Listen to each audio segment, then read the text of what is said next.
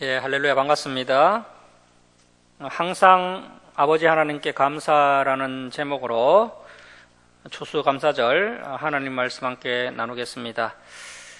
오늘날 한국교회에서는 감사절을 2번 지킵니다. 상반기에는 맥추감사절, 그리고 하반기에는 추수감사절. 자, 이렇게 1년에 2번 감사절을 지키는데요.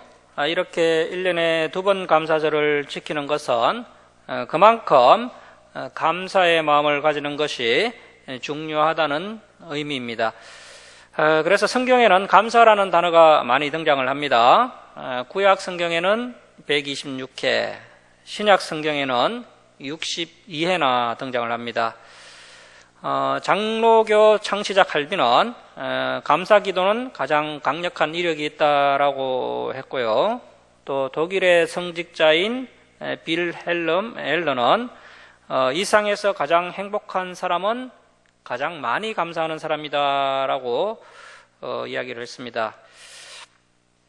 그리고 17세기 영국 작가인 아이작 월터는 하나님이 거하시는 곳이 두 곳이 있는데 하나는 천국이요, 다른 하나는 감사하는 마음이다라고 했습니다. 그리고 인도의 시인 타고르는 감사의 분량이 곧 행복의 분량이다라고 했습니다. 오늘 본문 20절에서도 범사에 예수님의 이름으로 하나님께 감사하라고 말씀하고 있습니다. 범사에 감사하라는 것은 감사할 거리가 없음에도 감사하라는 것이죠. 성경에는 감사거리가 없을 때 감사하는 믿음의 사람들을 소개하고 있습니다. 대표적인 사람이 구약의 선지자 하박국입니다. 하박국 선지자는 예레미야와 같은 시대의 사람이었고요, 선지자였고요, 예루살렘에 거주하던 사람이었습니다. 이미 북이스라엘은 아수르에게 멸망을 당했고 이제 남유다마저 바벨론에 의해서 멸망당할 직전에 이 하박국서를 기록했던 것입니다. 자, 그래서 여기 PPT 한번 보십시오. 하박국 3장 17절에서 18절 말씀을 한번 보겠습니다. 비록 무화과 나무가 무성하지 못하며 포도나무에 열매가 없으며 감람나무에 소출이 없으며 밭에 먹을 것이 없으며 우리의 양이 없으며 양간에 소가 없을지라도 나는 여호와로 말미암아 즐거하며 나의 구원의 하나님으로 말미암아 기뻐하리로다. 이 하박국 선지자는 하루아침에 바벨론이 예루살렘에 침공해 들어와서 나의 소유물이 다 사라진다 할지라도 나는 여호와 하나님 한 분만으로 즐거워하고 기뻐하겠다라고 고백하고 있습니다. 이 하박국의 고백은 사실 놀라운 믿음의 고백이죠. 자, 여러분, 과연 오늘날 이러한 고백을 드릴 수 있는 참 믿음의 성도가 몇 명이나 될까요? 아마도 나의 모든 소유가 다 사라질 때 희망도 함께 사라지게 될 것이고 덩달아 신앙도 믿음도 사라져 버릴 것입니다. 하박국은 나의 유일한 기쁨은 여호와다라는 것을 인식하고 그 여호와 하나님으로 말미암아 내가 기뻐하고 즐거워하면서 내가 끝까지 인내하겠다, 끝까지 버텨나가겠다, 이런 놀라운 고백을 하였던 것입니다. 추수감사절을 맞이하여서 오늘 우리가 살펴보는 이 말씀을 통해서 저와 여러분이 감사의 마음을 회복하면 좋겠습니다. 자, 오늘은 에베소서 5장을 보도록 하겠습니다.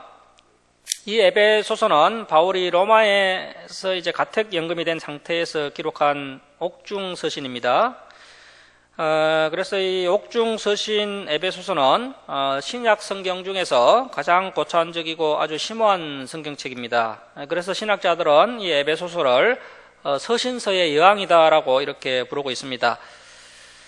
바울은 구원받은 성도들의 모임인 교회가 주님 오시는 그날까지 세상에 어떤 풍파와 환란이 닥친다 할지라도 결코 흔들리지 않고 튼튼하게 세워지길 소원했습니다.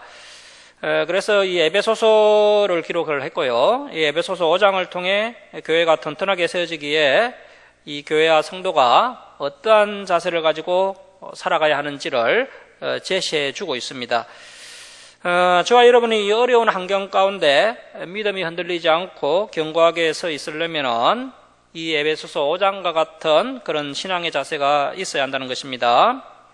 그래서 우리가 오늘 봤던 말씀대로 감사하는 삶을 살아가는 것이 어려움을 극복하는 데 있어 너무나도 중요하다는 것이죠. 자, 에베소서 5장 1절 말씀 보도록 하겠습니다. 그러므로 사랑을 받는 자녀같이 너희는 하나님을 본받는 자가 되고, 자, 하나님의 사랑을 많이 받은 자녀답게 이제는 하나님을 본받는 자녀가 되어야 하는데요. 하나님을 본받는 구체적인 삶의 모습이 2절 이하에 계속 기록되어 있습니다. 자, 2절 보십시오. 그리스도께서 너희를 사랑하신 것 같이 너희도 사랑 가운데서 행하라. 그는 우리를 위하여 자신을 버리사 향기로운 제물과 희생제물로 하나님께 드리셨느니라. 자, 예수님께서 우리에게 새 계명을 주셨죠. 내가 너희를 사랑한 것 같이 너희도 서로 사랑하라. 그래서 그 신약의 핵심이 되는 예수님의 그 새 계명과 그런 일맥상통한 말씀을 바울 사도도 하고 있습니다. 자, 그리스도께서 너희를 사랑하신 것 같이 너희도 사랑 가운데서 행하라. 자, 우리가 사랑 가운데서 이제 실천하는 그런 신앙인이 되기 위해서는 두 가지를 분명히 좀 알아야 합니다. 자, 첫 번째는 하나님 아버지께서 우리를 위해서 그 독생자 예수 그리스도를 십자가에 내어주신 그 크신 사랑을 먼저 알아야 되고요. 그리고 두 번째는 우리 예수님께서 목숨 바쳐 나를 사랑해 주셨다는 그 사실을 깨닫고, 그래서 그러한 사랑을 너무 많이 받았기 때문에 감격하고 감사할 수 있어야 한다는 것입니다. 자식도 부모님의 그 참사랑을 깨달아야 비로소 철이 드는 것처럼 성도들도 독생자를 십자가에 내어주신 그 하나님 아버지의 크신 사랑, 그리고 또 나를 위해 목숨을 내어주신 그 예수님의 희생적인 사랑, 그것을 깨달아야 우리가 비로소 철이 들어서 더욱 성숙한 단계, 성화의 단계로 나아갈 수 있게 된다는 것입니다. 그렇게 이제 된다면 이제 어떤 자세가 이제 자발적으로 나오게 되는 것입니까? 그 은혜와 사랑에 보답하는 마음으로 이제 우리 성도들을 사랑하고 또 이웃을 사랑하는 그런 성숙한 행동을 우리가 하게 된다는 겁니다. 그래서 하나님과 예수님의 크신 사랑 앞에 이제 우리가 사랑 가운데 행동해야 하는데요. 그 행동이 어떤 것인지 이제 3절에 기록되어 있습니다. 자, 3절 말씀 보십시오. 음행과 온갖 더러운 것과, 자, 이 온갖 더러운 것은 음행과 일맥상통한 그 음란한 행위들을 이야기하는 겁니다. 그래서 우리가 음행을 버려야 합니다. 하나님을 본받는 자가 되고 하나님의 사랑을 깨닫고 또 그 사랑에 감사하고 감격해서 행동하는 첫 번째 단계는 먼저 음행을 버리는 것입니다. 자, 음행과 온갖 더러운 것과 탐욕, 그리고 또 탐욕도 버려야 하는데요. 이 탐욕은 자기 이익을 추구하는 마음이죠. 계속해서 자기의 이익, 자기의 유익, 자기의 만족을 추구하는 그러한 욕심입니다. 자기 중심적인 욕심입니다. 그래서 음행과 탐욕을 버려야 됩니다. 자, 음행과 온갖 더러운 것과 탐욕은 너희 중에서 그 이름조차도 부르지 말라. 이는 성도에게 마땅한 바니라. 그래서 이것은 뭐 목회자뿐 아니라 우리 모든 성도들의 마땅한 행실이라는 겁니다. 오늘날 세상 사람들은 물질의 만족과 성적인 만족을 추구하는 쪽으로 가치관이 형성되어 있습니다. 하지만 성경에서는 분명히 우리 성도들은 이 음행과 탐욕을 극히 조심해야 하고 이것이 성도들의 마땅한 행실이 되어야 한다라고 교훈하고 있습니다. 그래서 우리가 음행과 탐욕을 여전히 추구하고 있지는 않은지 다시 한번 돌아보고요. 이제는 그 이름조차 부르지 않는 그러한 모습으로 우리가 변화되어야 합니다. 자, 4절 말씀 보십시오. 누추함과 어리석은 말. 그래서 이 어리석은 말은 누추함과 어리석은 말은 욕설이 섞인 더러운 말인데요. 더러운 말이나 희롱의 말. 이 희롱의 말은 상스럽고 저속한 농담입니다. 오늘날 그 술자리 가운데 음담패설이 당연시되고 있지만 우리 성도들은 욕설이 섞인 더러운 말과 그런 저속한 농담을 하지 말아야 됩니다. 자, 누추함과 어리석은 말이나 희롱의 말이 마땅치 아니하니 오히려 감사하는 말을 하라. 자, 그래서 우리가 입만 열면 하나님의 크신 사랑이 놀랍습니다. 하나님의 크신 은혜에 감사드립니다. 이러한 감사의 말을 해야 되지 저속한 농담이나 더러운 말을 입에 담아서는 안 된다는 것입니다. 자, 5절 말씀. 너희도 정녕 이것을 알거니와 음행하는 자나 더러운 자나 탐하는 자 곧 우상 숭배자. 자, 앞에 나왔던 그런 음행과 탐욕과 더러운 말과 저속한 농담들을 다 함축해서 다시 한번 바울 사도가 이야기하기를 그러한 것이 뭐라고 이야기합니까? 우상 숭배라는 겁니다. 그래서 음행이 우상 숭배요, 탐욕이 우상 숭배라는 것이죠. 왜 그렇습니까? 그 구약 시대의 이스라엘 백성들이 왜 우상 숭배를 하였고 또 오늘날 많은 사람들이 왜 우상 숭배를 하고 있습니까? 자기 욕심을 이루기 위해서죠. 자기 육체의 만족을 위해서 우상 숭배를 하고 있습니다.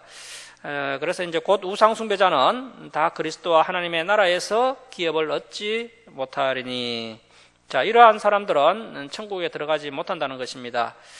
자, 그래서 여러분 이 말씀은 우리가 뭐 지켜도 되고 안 지켜도 되는 그런 말씀이 아니고요. 반드시 지켜야 할 말씀입니다. 우리가 반드시 음행을 버려야 되고 또 탐욕도 멀리해야 되고 또 더러운 말을 우리 입에서 제거를 해야 됩니다. 그래서 필수적으로 실천해야 할 사항이죠. 그럴 때 하나님의 나라에서 기업을 얻게 된다는 것입니다. 자, 여러분 이 말씀은 우리가 뭐 행함으로 구원받는다 그런 뜻은 아닙니다. 참 믿음의 성도들은 하나님의 은혜로 뭐 하루아침에 그렇게 되지는 않겠지만 점점 성화되어서 이러한 더러운 것들이 사라지게 되고요. 그래서 우리가 비로소 이제 참 믿음의 성도가 되면 이제 더욱 거룩해진다는 것이죠. 그래서 여전히 뭐 음행이나 탐욕에 계속 빠져 있다면 그 사람은 참 믿음의 성도가 아니라는 것입니다. 자, 6절 말씀 보십시오. 누구든지 헛된 말로 너희를 속이지 못하게 하라. 이로 말미암아 하나님의 진노가 불순종의 아들들에게 임하나니. 이것이 무슨 이야기냐면 그 바울 사도 당시에 이제 많은 거짓 교사들이 있었습니다. 대표적인 거짓 교사가 영지주의자들인데요. 이러한 자들이 뭐라고 했느냐면 영은 거룩하고 육은 악한 것이다. 그래서 뭐 육체는 음행을 해도 괜찮다. 욕심을 부릴 수 있다. 뭐 더러운 말을 할 수 있다. 이렇게 가르친 그 영지주의 거짓 교사들이 있었던 것입니다. 그런데 바울 사도는 단호하게 그런 거짓말에 속아 넘어가면 안 된다라고 말씀하고 있습니다. 제가 얼마 전에 그 PD 수첩을 봤는데요. 그 PD 수첩에서 이제 다락방에 대한 내용이 보도가 되었습니다. 제 고등학교 동기가 이 다락방 목사입니다. 부목사인데요. 좀 저도 이제 많이 걱정이 되었습니다. 그 방송을 보고. 그들의 신학이 그 영지주의자들과 다를 바가 없습니다. 예수님을 믿음으로 구원받았기 때문에 뭐 구원받은 이후에는 무슨 죄를 지어도 무조건 다 용서를 해 주어야 되고 뭐 모든 죄를 지어도 용서를 다 받게 되고 그리고 뭐 다른 사람들이 아무리 큰 죄를 지어도 무조건 다 용서해 줘야 한다. 뭐 언뜻 보면 맞는 말 같죠. 문제는 이제 용서해 주는 거는 좋은데요. 이제 그 온갖 교회 안에 온갖 그 더러운 죄를 지은 그런 목회자들 그런 사람들을 징계 하나 하지 않고요. 그대로 부목사로 이렇게 불러서 목회를 계속하고 있고 상처받은 그 성도는 위로도 하지 않고 무조건 덮어둬라. 뭐 이렇게 이야기를 하고 있습니다. 심지어 그 다락방 목사들끼리 비싼 술집에 가서 뭐 단체로 음행을 저질렀는데 그런 일이 한두 번도 아니고요. 또 이제 성도들에게 이제 건축을 한다고 하면서 빚내서 헌금을 해라 이렇게 해놓고 많은 헌금을 걷어들이고는 건축도 하지 않고 그 헌금을 뭐 어디에 다 썼는지 남아있는 헌금도 얼마 되지 않았습니다. 그래서 오늘날 그 다락방 구원파 또 신천지 이런 이단들이요 다 영지주의 교리에 다 영향을 받은 그런 이단들입니다. 그래서 절대 그렇게 살면 안 됩니다. 우리가 거룩한 모습, 성화된 그런 삶의 모습을 보여야지 뭐 구원받았기 때문에 죄를 지어도 괜찮다. 이런 참 그런 이단 교리는 절대 우리가 받아들이면 안 되는 것이죠. 자, 7절 말씀 보십시오. 그러므로 그들과 함께하는 자가 되지 말라. 그래서 이런 이단 자들과는 절대로 가까이 해서는 안 됩니다. 혹시라도 주변에 신천지 이제 성도가 만나서 교제하자고 해도 절대로 만나면 안 됩니다. 자, 8절 말씀 보십시오. 너희가 전에는 어둠이더니 이제는 주 안에서 빛이라. 빛의 자녀들처럼 행하라. 빛의 열매는 모든 착함과 어려움과 진실함에 있느니라. 자, 그래서 우리는 행실이 착해야 되고 어려워야 되고 또 진실해야 됩니다. 우리가 빛의 자녀라면 이러한 빛의 열매가 분명히 맺혀지게 되어 있다는 것입니다. 자, 10절 말씀 보십시오. 주를 기쁘시게 할 것이 무엇인가 시험하여 보라. 너희는 열매 없는 어둠의 일에 참여하지 말고 도리어 책망하라. 그래서 죄를 짓는 자들과 어울리면요, 결국 물들게 되어 있습니다. 그 옛날 시조도 까마귀 노는 곳에 백로야 가지 마라, 그런 그 옛 시조도 있지 않습니까? 그래서 죄 짓는 자들과 어울리면 안 되고요, 도리어 책망할 수 있는 성도들이 되어야 한다는 것이죠. 때론 말로 직접 책망할 수 있는 그리스도인이 되어야 되겠지만, 그것보다 더 중요한 것은 우리의 삶을 통해서 책망할 수 있는 그런 그리스도인이 되어야 한다는 것입니다. 우리의 거룩한 삶을 통해서 상대방이 스스로 부끄러움을 느끼고 우리의 삶을 보면서 그들이 죄를 깨닫도록 하는 그러한 그리스도인이 되어야 한다는 것입니다. 자, 12절 말씀. 그들이 엄밀히 행하는 것들은 말하기도 부끄러운 것들이라. 그러나 책망을 받는 모든 것은 빛으로 말미암아 드러나나니 드러나는 것마다 빛이니라. 13절 번역이 좀 어려운데요. 드러나는 것마다 빛이니라. 이것을 이제 현대 성경에는 좀 쉽게 이제 번역해 놓았습니다. 그래서 책망을 받아들여서 빛의 자녀가 되는 몇 사람이 있을 것이다, 이렇게 의역을 해 놓았습니다. 그래서 우리 그리스도인들이 삶을 통해서 책망할 수 있는 그런 거룩한 행실이 있어야 한다는 것이고요. 그런 거룩한 행실이 있을 때 사람들이 우리의 그 간접적인 책망과 또 말로 하는 직접적인 그런 책망을 받아들여서 다시 빛으로, 다시 진리로 돌아오는 그런 몇 사람이 있게 될 것이라는 이야기입니다. 그래서 성도의 최고의 전도 방법은 빛된 삶, 즉 거룩한 삶입니다. 빛의 행실로 전도하는 것이야말로 최고의 전도 방법이라는 것이죠. 자, 그래서 5장 1절에서 13절을 정리하면 하나님을 본받는 자가 되어야 한다는 겁니다. 그리고 음행과 탐욕을 극히 경계하고 또 더러운 말은 입에 담지 말아야 한다는 것입니다. 그리고 빛의 자녀들처럼 착하고 어렵고 진실한 삶으로 이 세상의 빛을 비추어야 합니다. 이것이 성도들의 마땅한 그런 필수적인 실천사항이라는 것입니다. 그래서 이러한 말씀을 통해서 우리가 알 수 있는 것은 오늘날 우리 성도님들이 생각하는 그 기준보다요, 이 성경의 기준이 매우 높다는 것입니다. 하나님과 예수님 자체가 우리의 목표가 되어야 한다는 것이고요, 그 목표를 향해서 끊임없이 성장해 나아가야 한다는 것입니다. 자, 이제 15절부터 21절은 아주 또 중요한 교훈이 나오는데요. 자, 15절, 16절 우리 한 목소리로 함께 읽겠습니다. 자, 시작. 그런즉 너희가 어떻게 행할지를 자세히 주의하여 지혜 없는 자 같이 하지 말고 오직 지혜 있는 자 같이 하여 세월을 아끼라. 때가 악하니라. 자, 여러분, 우리가 물건 하나 구입할 때도 얼마나 자세히 살펴서 구입을 합니까? 마찬가지로 그것과 비교되지 않는 우리의 신앙의 문제, 우리의 영원한 생명과 직결되는 문제를 대할 때는 항상 자세히 주의를 기울여야 합니다. 자, 세월을 아끼라. 때가 악하기 때문이라. 이 헬라 언어를 보면요, 기회를 속량하라. 때가 악하기 때문이다. 기회를 잡아라. 때가 악하기 때문이다. 이렇게 되어 있습니다. 자, 여러분, 악한 시대일수록 하나님의 기회가 아주 희소합니다. 하나님께서 강력하게 그리고 매우 자주 우리 성도들에게 좋은 기회를 주고 싶으셔도 시대가 악하기 때문에 하나님께서 많은 기회를 우리 성도들에게 줄 수가 없습니다. 자, 그래서 이런 악한 시대에는 매우 희소한 기회가, 매우 적은 기회가 저 여러분들에게 주어지게 된다는 것입니다. 그럴 때 그 기회를 우리가 잘 잡아야 한다는 것이죠. 그래서 단순히 시간을 아끼라 그런 의미는 아닙니다.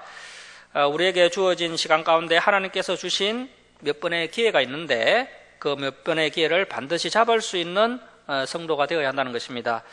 왜냐하면 시대가 너무 악하기 때문에 그런 기회가 우리에게 자주 주어지지 않기 때문입니다. 다음에 또 기회를 잡으면 되겠지, 결코 그렇지 않다는 것입니다. 다음에는 그 기회가 영원히 오지 않을 수도 있습니다. 자, 여러분 지금 우리에게 주어진 그 하나님의 희소한 기회가 뭘까요?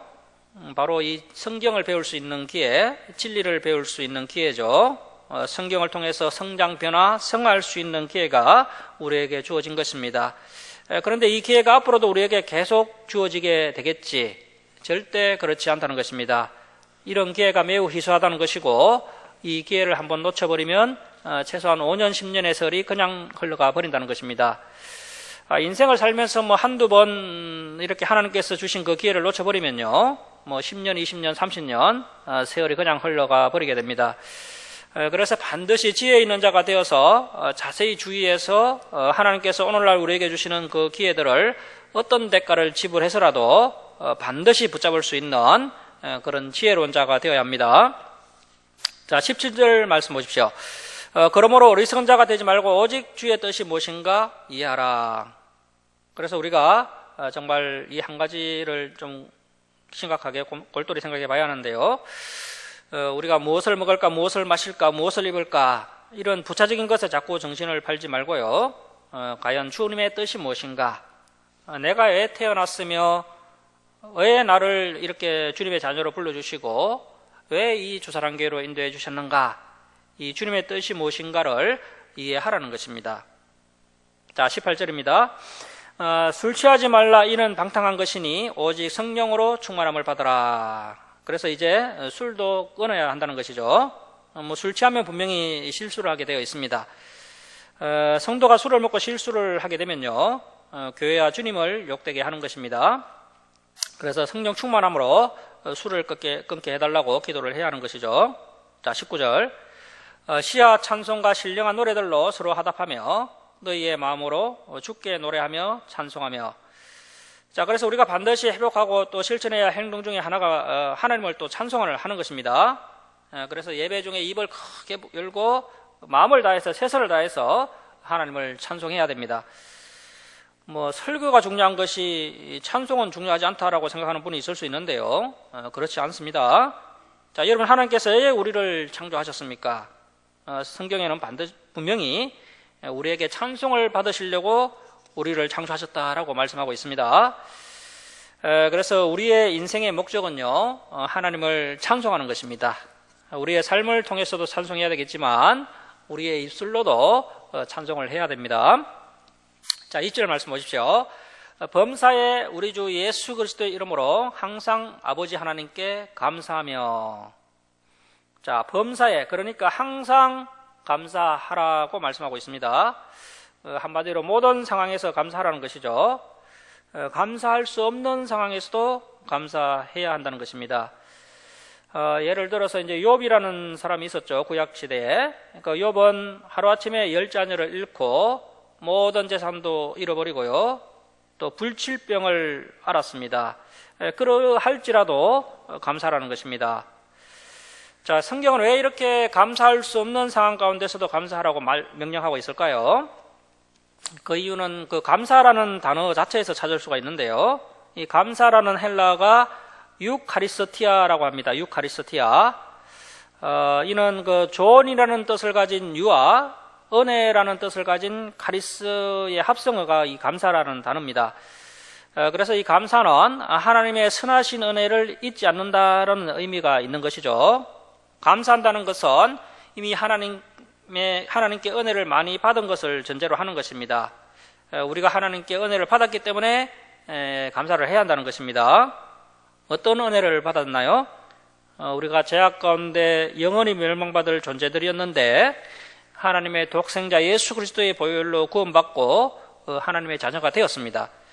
비록 물질적으로는 풍요롭지 못할지언정 이미 영생을 얻었고 영원한 하나님 나라에 들어갈 수 있는 자격도 얻었습니다. 온 우주 만물의 주인이신 존귀하신 하나님 아버지의 자녀가 되었으니까 이것보다 더 큰 은혜와 복이 어디 있겠습니까? 그래서 하박국 선지자처럼 나의 모든 물질이 다 사라진다 할지라도 하나님 한 분만으로 기뻐하며 감사할 수 있어야 한다는 것입니다. 이것이 범사에 감사하는 삶입니다. 자, 21절. 그리스도를 경외함으로 피차 복종하라.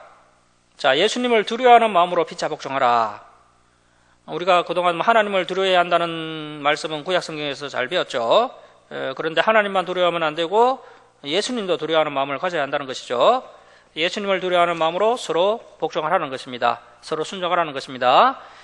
그래서 하나님 아버지를 두려워하고 또 예수님을 두려워하는 마음으로 우리가 오늘 이 말씀에 순종하는 자세를 보여야 한다는 것이죠. 이제 22절 이하는 가정에서의 실천 사항인데요. 가정 이야기지만 넓게 보면 역시 교회 이야기입니다. 가정이 작은 교회지 않습니까?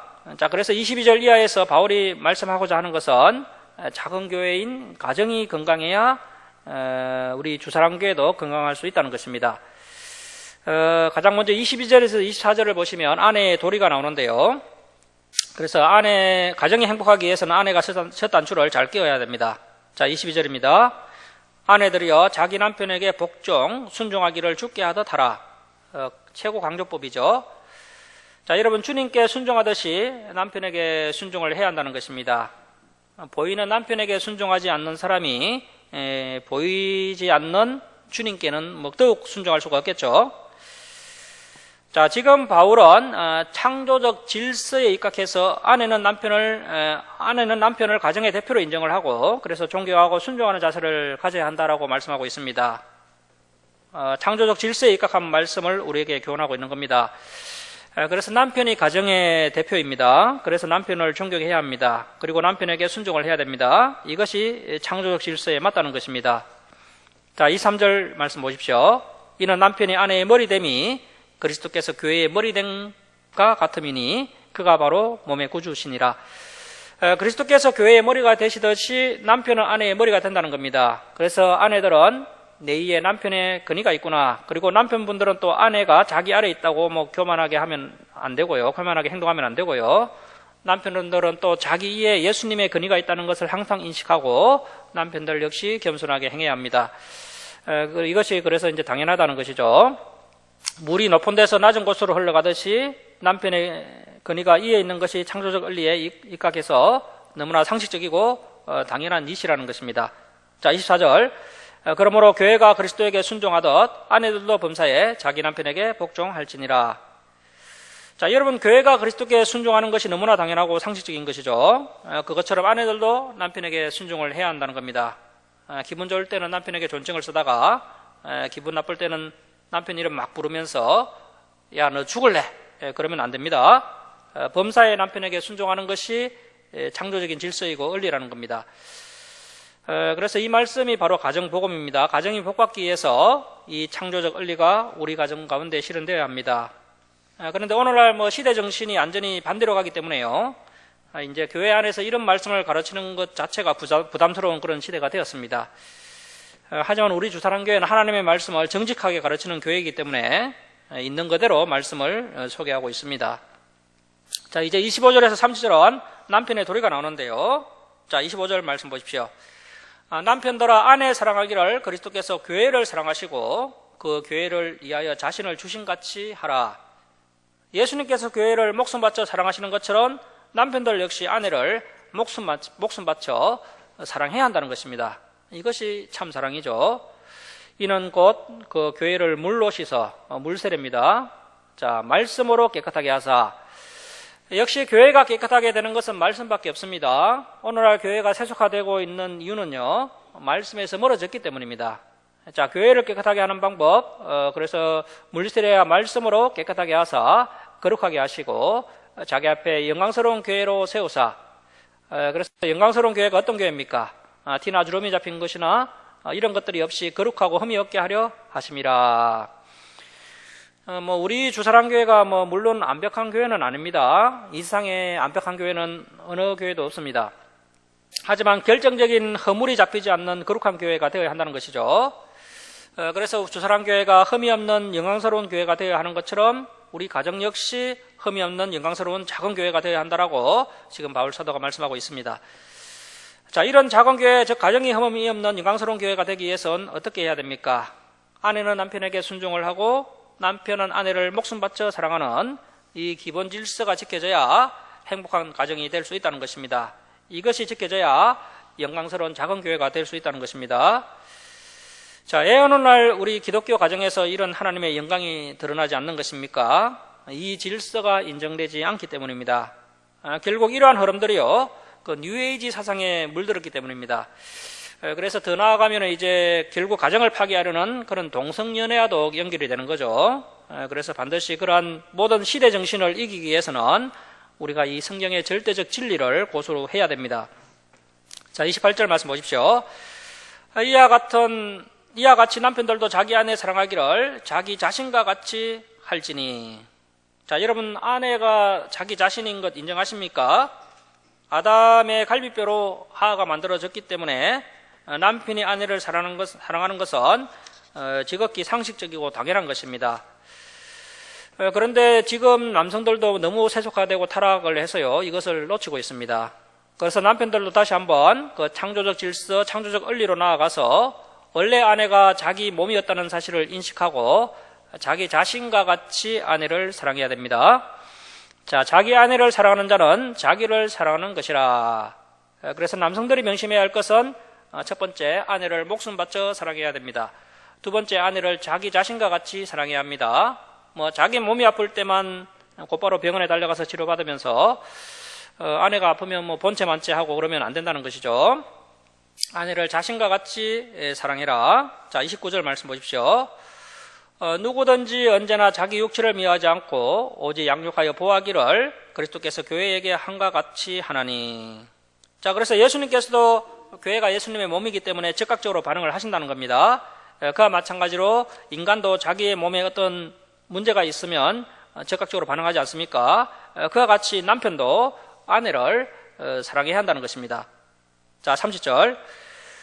우리는 그 몸의 지체임이라. 그러므로 사람이 그 부모를 떠나, 그래서 이제 이 사람은 남편을 말하는 것인데요. 남편이 부모를 떠나, 여성이 부모를 떠나는 것은 너무 당연한 것이고요. 그래서 열거하지 않았고, 그런데 오늘날은 남성, 여성 할 것 없이 부모를 떠나지 않는 경우가 많습니다. 그래서 둘 다 부모를 떠나야 한다는 겁니다. 그래야 가정이 행복할 수 있다는 것이죠. 이것은 부모를 모시지 말아야 된다 그런 뜻이 아니고요. 부모를 모실 상황이면 당연히 모시는 것이 복된 선택이고요.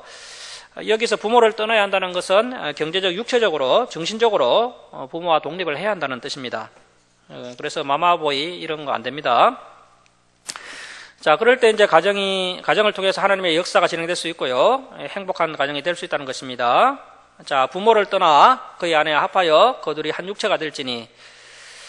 그래서 신앙으로 영이 하나가 되는 것은 당연한 것이고요. 육체도 하나가 되어야 한다는 것입니다. 그래서 부부관계를 너무 멀리 한다거나 또 각방을 쓰는 것도 사실 성경적이지 않습니다. 진리로 영으로 하나가 되는 것과 마찬가지로 육체도 하나가 되는 것이 상당히 중요한 부분입니다. 자, 32절. 이 비밀이 커도다 나는 그리스도와 교회에 대하여 말하노라. 자, 우리가 지금까지 가정에 대한 말씀으로 알았는데 바울 사도는 가정 이야기를 한 것이 아니라 교회에 대해서 말씀했다라고 하고 있습니다. 그래서 교회와 가정이 다르지 않다는 것이죠. 이 가정이 작은 교회라는 겁니다. 자, 그래서 우리 주사랑교회가 하나님의 뜻을 이 땅에 이루어드리는 그런 교회로 성장해 나가게 되면 우리 주사랑교회 아내들은 남편에게 순종을 해야 되고요. 그리고 남편들은 또 아내를 자신과 같이 사랑하고 목숨 바쳐 사랑해야 한다는 겁니다. 이것이 교회 성장과 관련이 있다는 것입니다. 자, 이러한 성도들의 빛된 삶이 세상에 비춰질 때 사람들이 기독교 가정을 보고 당장은 아니더라도 시간이 흐르면서 자연스럽게 전도가 되어서 창세전에 선택받은 영혼들이 우리 주사랑교회로 오게 된다는 것입니다. 그래서 이 말씀이 교회에 관한 교훈이다라고 바울 사도가 말씀을 하고 있습니다. 그래서 목회자들은 이러한 말씀을 이제 성도들에게 잘 가르쳐서 그래서 건강한 가정이 유지될 수 있도록 해야 한다는 것이죠. 자, 33절 말씀, 이제 마지막 결론을 짓는데요. 그러나 너희도 각각 자기 아내 사랑하기를 자신같이 하고 아내도 자기 남편을 존경하라. 그래서 우리 기독교 윤리와 유교 윤리의 차이점은요, 유교 윤리는 아랫사람이 윗사람에게 행해야 하는 그런 예절만 강조하고 있는데 우리 기독교 윤리는 방금 보신 것처럼 항상 양방향성을 가지고 있다는 것입니다. 아랫사람이 윗사람에게 행해야 할 예의만 있는 것은 아니고요. 윗사람이 아랫사람에게 행해야 할 의무도 성경은 함께 제시를 하고 있다는 것입니다. 그래서 아내들에게 교훈한 다음에 남편들에게 교훈하고 있고요. 또 뒤에 보면은 또 자녀들에게 의무를 이야기하고 나서 또 부모들에게 의무를 이야기하고 있는 것을 볼 수가 있습니다. 자, 말씀을 마치겠습니다. 사랑하는 성도 여러분, 오늘 추수감사절을 맞이하여서 지난 1년 동안의 삶을 돌아보고 모든 상황 가운데 우리를 지키시고 도우시고 인도해 주신 하나님의 그 크신 은혜를 기억하고 범사에 감사하시기 바랍니다. 더하여 오늘 저와 여러분의 가정에 하신 말씀, 남편과 아내에게 하신 이 말씀을 가슴에 담아서 아내는 남편에게 순종하고 남편은 아내를 목숨 바쳐 사랑하시기 바랍니다. 그리하여 작은 교회인 가정이 든든히 세워지고 주님의 몸된 교회인 우리 주사랑교회도 든든하게 세워져서 하나님께 영광을 돌리고 그리하여 우리 성도님들에게 더욱 감사거리가 넘쳐나기를 주님의 이름으로 축원합니다. 자, 기도하겠습니다.